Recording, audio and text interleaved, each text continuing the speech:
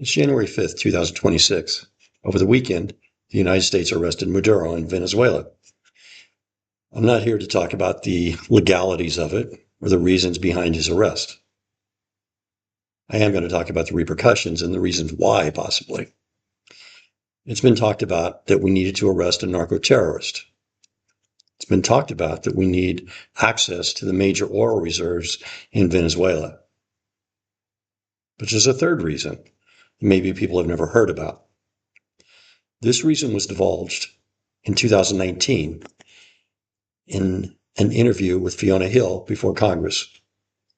Fiona Hill is a member of the United States Intelligence Services. On October 14th, 2019, she stated the following: March, April, into May, we're having a standoff over Venezuela. And the Russians at this particular juncture were signaling very strongly that they wanted to somehow make some very strange swap agreement between Venezuela and Ukraine.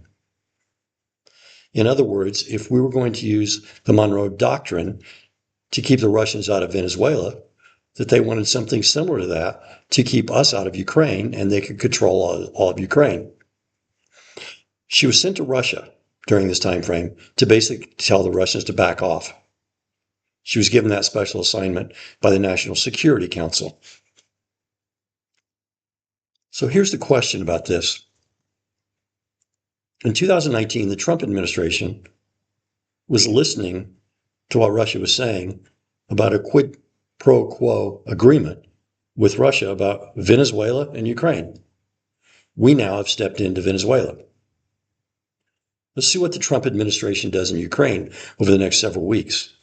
We're going to back away more and more and more to let the Russians take over a country that is not theirs. Will we step into Venezuela even more to take over a country that is not ours? Venezuela is a sovereign country. The people of Venezuela should decide what their government will look like. Just as Ukraine is a sovereign country, and the people of Ukraine will decide what their country and government will look like. The United States needs to become the country we used to be when America was great, not the fiasco that we have become since MAGA came around. God bless the America that we used to be.